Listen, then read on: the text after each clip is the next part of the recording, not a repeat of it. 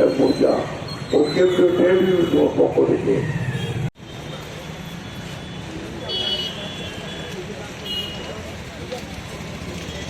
তারপর একে একে কৃষক নেতা, শ্রমিক নেতা। ইতিমধ্যে আপনারা শুনেছেন যে পাঞ্জাব এবং হরিয়ানার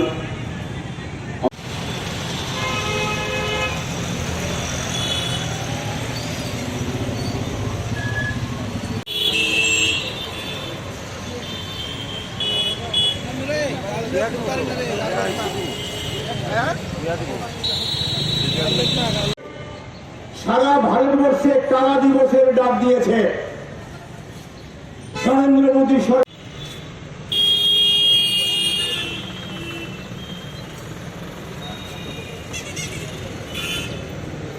সবাইকে ধন্যবাদ। বিজেপি সরকারের গুলিতে শিবপরিচিনের হত্যার প্রতিবাদে দেশ জীবিকাও দিবস পালন করুন। ইনকলাব জিন্দাবাদ। সংযুক্ত কিষাণ মোর্চা দিচ্ছে ঢপ। সংযুক্ত কিষাণ মোর্চা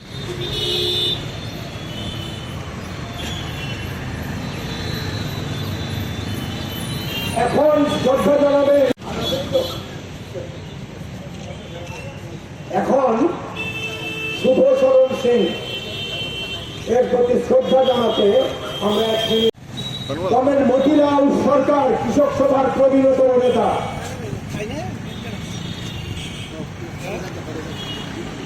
এখন একে একে সবাইকে ফুল দিয়ে শ্রদ্ধা জানানোর জন্য অনুরোধ করছে।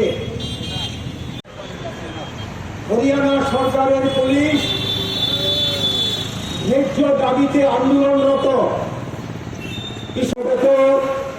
বন্ধুগণ, কংগ্রেস, আমরা সবাই জানি কত যে কৃষকদের ফসলের লাভজনক দর অর্থাৎ আমাদের দেশের কৃষি বিজ্ঞানী MS স্বামীনাথন ভারতবর্ষের সরকারের পক্ষে একটি প্রস্তাব সরকারের কাছে দিয়েছিলেন সরকার গঠিত কমিশনের নেতা হিসেবে, এবং সেই প্রস্তাবে তিনি সুনির্দিষ্টভাবে সরকারের কাছে বলেছিলেন যে আমাদের দেশের ফসলের যা সব মিলিয়ে উৎপাদন খরচ পড়ে তার সাথে 50% যোগ করে কৃষকদের ফসল সরকারের উদ্যোগে কেনা দরকার। কিন্তু কেন্দ্রের বিজেপি সরকার মুখে অনেক কথা বললে পরও এখনো পর্যন্ত এই দাবি কেন্দ্রের বিজেপি সরকার মানেনি। তার ফলে গত 10 বছরে 1 লক্ষের উপর কৃষক ফসলের ন্যায্য দর না পেয়ে তাদের ঋণ ফেরত দিতে না পেরে আত্মহত্যা করতে বাধ্য হয়েছেন। এরই প্রতিবাদে দেশব্যাপী লক্ষ লক্ষ কৃষক আমরা দেখেছি কোভিডের সময়টাতে 2020 সালের 26শে নভেম্বর দিল্লির প্রান্তে লক্ষ লক্ষ কৃষক এসে হাজির হন এই দাবিতে। সেদিন নরেন্দ্র মোদী সরকার 384 দিন পর 2021 সালের ডিসেম্বর মাসে কথা দিয়েছিলেন যে কৃষকরা যে দাবি নিয়ে এসছেন সেই দাবি মানা হবে। কৃষকদের পক্ষে সেদিন শ্রমজীবী মানুষ থেকে আরম্ভ করে আমাদের দেশের সমস্ত সুবুদ্ধি সম্পন্ন মানুষ এক জায়গায় দাঁড়িয়েছিলেন। কিন্তু আমরা লক্ষ্য করলাম 2021 সালের ডিসেম্বর মাসে দেওয়া নরেন্দ্র মোদী সরকারের প্রতিশ্রুতি রক্ষা না করার ফলে আমাদের উত্তর ভারতের কৃষকরা দিল্লি অভিমুখে পুনরায় তাদের দাবি জানাবার জন্য অগ্রসর হচ্ছিলেন। কৃষকদের দেশের যারা শত্রু তাদেরকে মোকাবেলা করার জন্য মিলিটারি যে ভূমিকা গ্রহণ করে নরেন্দ্র মোদী সরকার যারা আমাদের দেশের অন্নদাতা তাদেরকে আটকাবার জন্য রাস্তার মধ্যে এমন ব্যারিকেড তৈরি করেছে যাতে কৃষকরা কেন সরকারের পক্ষ থেকে ভাঙতে গেলে পর কয়েকদিন সময় লাগে। এই অবস্থায় দাঁড়িয়ে তা সত্ত্বেও কৃষকরা তারা দিল্লি অভিমুখে যখন রওনা দিয়েছেন তাদের উপর বর্বরোচিত আক্রমণ হয় এবং তাতে পাঞ্জাবের বাতিন্দা জেলার সন্তান যুব কৃষক শুভকরণ সিং তিনি পুলিশের বুলেটের আঘাতে নিহত হন। কেউ বলেন রাবারের বুলেট, আবার পাঞ্জাবের ডাক্তাররা বলছেন অরিজিনাল বুলেট তার মাথার মধ্যে ঢুকে গেছে এবং 160 জন মারাত্মকভাবে আহত হয়েছেন। তাদেরকে বাঁচবেন কি জীবিত থাকবেন বলা যাচ্ছে না। তাহলে আমরা আজকে সারা ভারতবর্ষের মতো প্রতিবাদ ধ্বনিত করছি নরেন্দ্র মোদী সরকারের এই যে অপকীর্তি আমাদের দেশের অন্নদাতাদের প্রতি, আমাদের দেশের শ্রমজীবী মানুষের প্রতি যে বেঈমানি তিনি করছেন, আমাদের দেশকে একচেটিয়া পুঁজিপতিদের হাতে পুরোপুরি তুলে দিতে চাইছেন। এই জায়গায় দাঁড়িয়ে এই প্রতিবাদ আমরা করছি দেশের শুভবুদ্ধি সম্পন্ন মানুষকে সংগঠিত করে আগামী দিনে আরো বৃহৎ আন্দোলন লড়াই সংগঠিত করার লক্ষ্যে আমরা আশা করব দেশের শুভবুদ্ধি সম্পন্ন মানুষ আগামী দিনে নরেন্দ্র মোদী সরকারের এই অপকীর্তির বিরুদ্ধে, তার এই স্বৈরাচারী চিন্তা ভাবনা দৃষ্টিভঙ্গির বিরুদ্ধে এককাট্টা হবেন, ঐক্যবদ্ধ হবেন। এই আশা বিশ্বাস রেখে আমি আমার কথা বলি। সরকার নির্মমভাবে আক্রমণ হানিয়ে এনেছে কৃষকদের ন্যায্য দাবিতে। মূল দাবি হলো আমাদের ফসল সরকার কিনতে হবে, তার জন্য আইন চাই। ন্যূনতম সহায়ক মূল্যের আইন, বিদ্যুৎ বিল বেসরকারীকরণ যা হয়েছে তা বাতিল করতে হবে এবং আমাদের এই আন্দোলন করতে গিয়ে যে সমস্ত কৃষকরা ক্ষতিগ্রস্ত হয়েছে, নিহত হয়েছেন, তাদের পরিবারকে সাহায্য করতে হবে। এই আন্দোলন পাঞ্জাব এবং হরিয়ানার কৃষকরা ছিল, যে আন্দোলনের সম্মতি আমরা সবাই জানিয়েছি।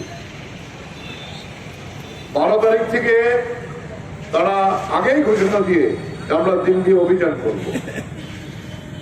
আমরা জিজ্ঞেস করতে চাই, দিল্লিকে নরেন্দ্র মোদী এবং অমিত শাহ দিল্লি, অন্নদাতা কৃষকরা কি দিল্লি আসতে পারবেন না?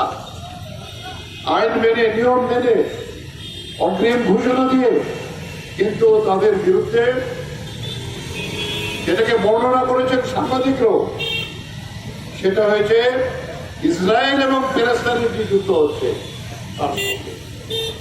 যেভাবে তার কাটার বেড়া, কংক্রিটের বেড়া মাইলের পরে মাইল দিল্লির সীমান্তে, হরিয়ানা পাঞ্জাব সীমান্তে বেড়েছে, কৃষকরা তারপরেও অদম্য সাহস দিয়ে এগিয়ে যাচ্ছিলেন।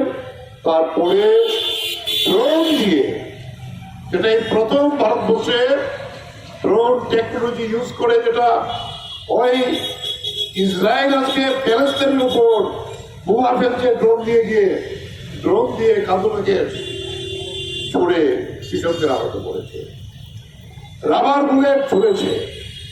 এবং গত 21 তারিখে যে ঘটনা ঘটল সেটা অনেক হৃদয় বিদারক ঘটনা। তারা বেপরোয়া ভাবে গুলি চালিয়েছে, যার ফলে এই শুভকরণ সিং তিনি জায়গাতেই প্রায় নিহত হয়েছেন।